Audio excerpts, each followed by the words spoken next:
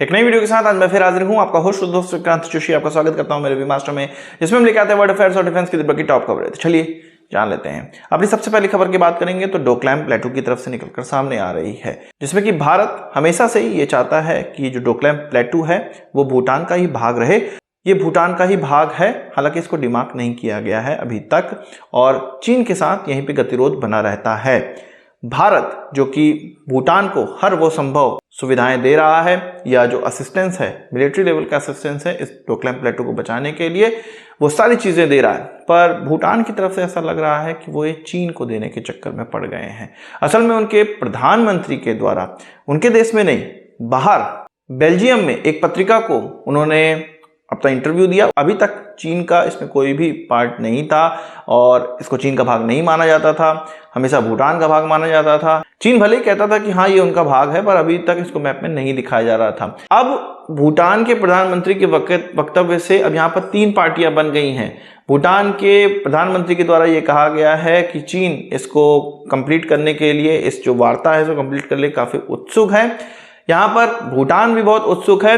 भारत और चीन जब भी टेबल पर बैठेंगे तब इसका निपटारा कर दिया जाएगा। इससे पहले चीन का नामो निशान नहीं था, अब चीन का नामो निशान आ गया है।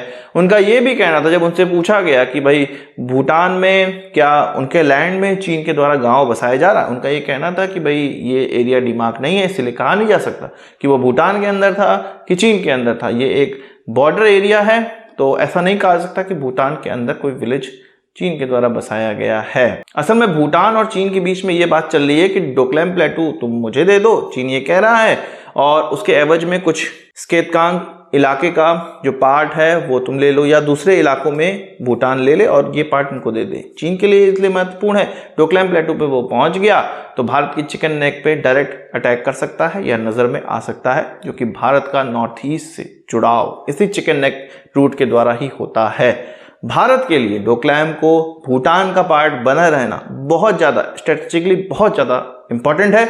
वहीं चीन इसको अपना पार्ट बनाना चाहता है। अब भूटान का जो है मसला, वो ये सोच रहा है कि भाई ये सब चीज़ों से दूर रहो और जैसे ही निपटारा हो सके वैसे निपटारा कर दो, या चीन की तरफ उसका झुकाव ज़्यादा ही देखने को मिल रहा है। हाँ, यहाँ पे चीन की डिप्लोमेसी भी काम करी हुई हो सकती है। भूटान के द्वारा एक टेक्निकल टीम चीन भी भेजी गई थी, चीन की एक टेक्निकल टीम भूटान आने वाली है इन सब चीज़ को निपटारा करने के लिए। देखना यह है कि आगे कहाँ तक ये पहुँचता है, पर अभी भूटान का झुकाव चीन की तरफ है, जो चीन अभी तक कोई पार्टी नहीं था, अब वो चीन इस वार्ता में पार्टी भी बन गया है। बात चीन की चली है तो चीन की नेवी के द्वारा अब अपने डेक पे ऑपरेट करने वाले पायलटों की जो गुणवत्ता है उसको और ज़्यादा अच्छा बनाने के लिए वो जूनियर हाई स्कूल के लोगों को, बच्चों को अपने वहाँ भर्ती करने जा रहे हैं। असल में अभी तक वही जो इंटर या ग्रेजुएशन के बाद उनके यहाँ पायलटों की भर्ती होती थी, अब इसको वो जूनियर हाई स्कूल यानी कि कुछ कक्षा 8-9 के बच्चों को ही वो इस ओर ले लेंगे जो कि इच्छुक हैं। उनको फिर पढ़ाया जाएगा, इसी की ट्रेनिंग दी जाएगी और एक अच्छा डेक पे ऑपरेट करने वाला पायलट बनाया जाएगा। 2015 से उन्होंने ये कवायद स्टार्ट की थी कि पायलटों को बनाने की। अब वो इसको इतने बेसिक स्तर तक ले जाना चाह रहे हैं जहां पर बच्चा ये सोच नहीं पाता कि कौन सा सब्जेक्ट पढ़े, वहां पर उनके दिमाग में डेक पे ऑपरेट करने वाले पायलट बनोगे, ये चीज़ डालने जा रही है, डालने की कोशिश वो लोग अब करेंगे। और जब उनकी जो एकेडमिक्स पूरी हो जाएगी, जो कि फिर से नेवी का ही स्कूल होने वाला है, उसके बाद डेक पे ऑपरेट करने वाला एक अच्छा पायलट बनाने का प्रयास किया जाएगा। इससे साफ साफ ये पता चलता है कि चीन अभी अपने सिलेक्शन के प्रोसीजर से खुश नहीं है, उसको अच्छे पायलट डेक पे ऑपरेट करने वाले नहीं मिल रहे हैं, और ये हम लोगों ने देखा भी है। वो दूसरे देश के पायलटों को अपने पायलटों को सिखाने के लिए रख रहे हैं, जिस पर उन देशों ने ऐतराज भी जताया था और अपने पायलटों पर लगाम भी लगाने का प्रयास वो कर रहे हैं। इसमें यूएस और वेस्टर्न कंट्रीज, यूरोपियन कंट्रीज के पायलट अव्वल नंबर पर आते हैं। बात कर लेते हैं यूएस का जो हाइपरसोनिक क्रूज मिसाइल का प्रोग्राम है ARRW, उससे रिलेटेड खबर निकलकर सामने आई थी। 13 मार्च को कुछ इसका ट्रायल किया गया था। उस समय मीडिया रिपोर्ट में कहा जा रहा था कि सक्सेसफुल ट्रायल है और इससे बहुत सी जानकारी प्राप्त हुई है और इसका डेवलपमेंट बहुत अच्छा चल रहा है। अब जो उनकी यूएस एयरफोर्स के सेक्रेटरी हैं, उनके द्वारा उनकी पार्लियामेंट में बताया गया कि इस ट्रायल में जो जानकारी चाहिए थी वो अभी तक उनको नहीं मिल पाई है। इस ट्रायल में क्या गड़बड़ हुआ ये भी पता नहीं चल पा रहा है। इससे पहले भी कई बार उनका जो मिशन है या जो ट्रायल है वो अनसक्सेसफुल रहा है और इस बार फिर से अनसक्सेसफुल ही रहा है। जो मीडिया में निकला था वो सक्सेसफुल कहा जा रहा था, यूएस एयरफोर्स की सेक्रेटरी के द्वारा ये कहा गया है कि ये अनसक्सेसफुल मिशन रहा है। अनसक्सेसफुल उन्होंने वर्ड इस्तेमाल नहीं किया, उन्होंने कहा है कि कोई भी रिक्वायर्ड डेटा हमको प्राप्त नहीं हो पाया। इस मिसाइल के साथ क्या गड़बड़ हुई ये चीज़ पता नहीं चल रहा है।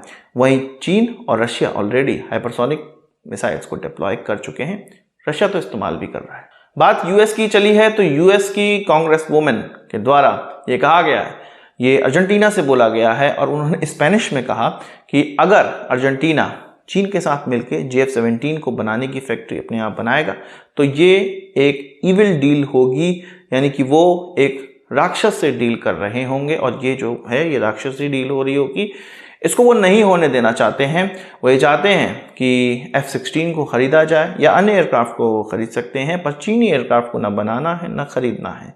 दबे जुबान में कई बार ये भी कहा जा रहा है कि उन्होंने दूसरा ऑफर बोला है कि भारतीय तेजस को भले ही तुम खरीद लो पर चीनी JF-17 को नहीं खरीदना है। आपको पता है कि इस दौड़ में, इस एयरक्राफ्ट की खरीद की दौड़ में यूएस के पुराने जो कि डेनमार्क के द्वारा इस्तेमाल किए जाते हैं F-16 उनके रिटायर कर दिए गए हैं, सेकेंड हैंड होंगे।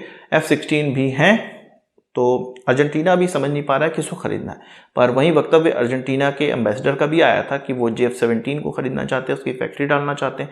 उसी पर कांग्रेस वुमेन के द्वारा ये चीज़ें कहीं कहीं हैं। बात कर लेते हैं डेमोक्रेसी समिट की, जो कि अमेरिका के द्वारा ऑर्गेनाइज किया जाता है और पिछले साल ही ये शुरू हुआ है। इस डेमोक्रेसी समिट में पिछले बार भी चीन को नहीं बुलाया गया था, इस बार भी चीन को नहीं बुलाया गया, साथ ही साथ टर्की को भी नहीं बुलाया गया है। पाकिस्तान और भारत को बुलाया गया था। पिछले बार भारत ने इसमें शिरकत की थी, पाकिस्तान ने इसमें शिरकत नहीं की थी और इस बार फिर से भारत इसमें शिरकत हो सकता है करेगा और पाकिस्तान इसमें शिरकत नहीं करने वाला है, ऐसा कहा जा रहा है। वो इसलिए कहा जा रहा है क्योंकि टर्की और चीन दोनों ही पाकिस्तान के बहुत आयन ब्रदर हैं और उनको वो नाराज नहीं करना चाहता है। पाकिस्तान ने बहाना ये बनाया है कि उनके यहाँ जो राजनीतिक टर्मोइल चल रहा है, स्थिति सही नहीं है, इसलिए वो इस समिट को अटेंड नहीं कर सकते हैं। वैसे अटेंड भी क्यों करें, उनके यहाँ डेमोक्रेसी है ही कहाँ, उनके वहाँ तो आर्मी राज चलता है। वहीं चीन के वहाँ भी इसी तरह की कम्युनिस्ट राज और तानाशाही चलती है। हाँ, टर्की में हो सकता है कि थोड़ी डेमोक्रेसी होगी पर उसको तो इन्वाइट ही नहीं किया गया, इसलिए पाकिस्तान भी नहीं जाना चाहता है वहाँ पर। वो ये तौल रहा है कि कहाँ पर जाना ज़्यादा उनके लिए फ़ायदेमंद होगा। उनका चीन का खेमा चुनना ज़्यादा फायदेमंद है, इसीलिए उसको वो चुने हुए हैं। बात कर लेते हैं मिनिस्ट्री ऑफ डिफेंस के द्वारा 2 कॉन्ट्रैक्ट पे साइनिंग की गई है, जो कि लगभग 5400 करोड़ रुपए का प्रोजेक्ट है। इसमें 3000 करोड़ रुपए का BEL के साथ डील की गई है। इसमें 2 सिस्टम आने हैं, एक आर्मी के लिए, दूसरा नेवी के लिए।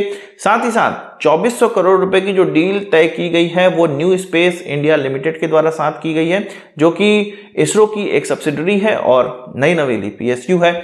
उससे एक सैटेलाइट लेनी है जो कि इंडियन आर्मी के द्वारा कम्युनिकेशन में इस्तेमाल की जाएगी, जिसको कि GSAT-7B के नाम से जाना जाएगा। और ये जो सैटेलाइट है वो इसरो के द्वारा ही बनाई जाएगी, पर जो कॉन्ट्रैक्ट साइनिंग है वो इस कंपनी के द्वारा की गई है।